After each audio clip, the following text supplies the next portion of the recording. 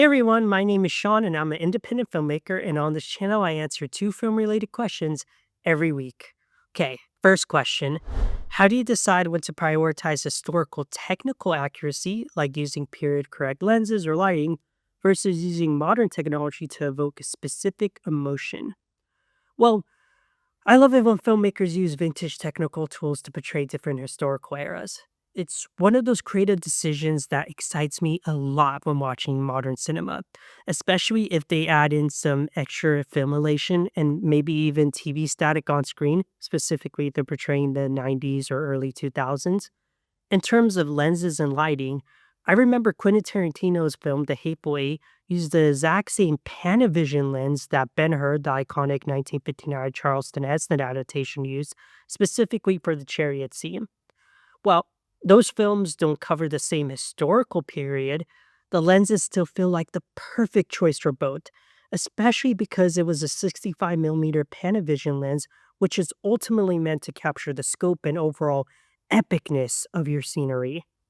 Another example of using vintage technology to emulate different eras and settings is the 2011 Terrence Malick film, The Tree of Life. The film came out at a time when computer generated imagery was all the rage and was used almost exclusively for visual effects.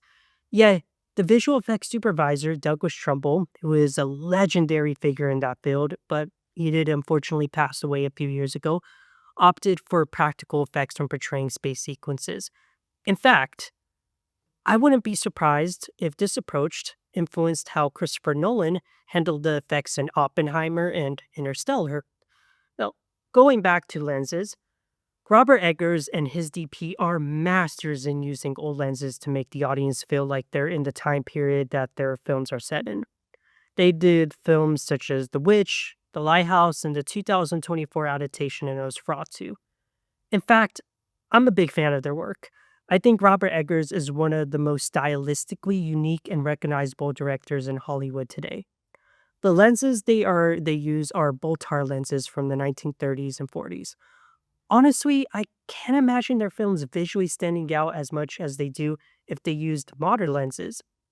That all said, I guess the creative decision making in terms of what lenses to use would ultimately come down to the specific emotion you're going for, as well as your budget, of course. If you can afford more period accurate lenses and have the crew that actually knows you're confident can at least learn to maximize these lenses, then I say go for it. In terms of lighting, old Hollywood used a lot of soft lighting, so if I was looking for more of a glamorous or dreamlike mood, I'd opt for that type of lighting. It really comes down to what will have the most impact given my crew and my capabilities. Alrighty, second question. Okay, in an era of digital perfection, what imperfections from early cinema history do you find most valuable to intentionally recreate in your own work? Hmm.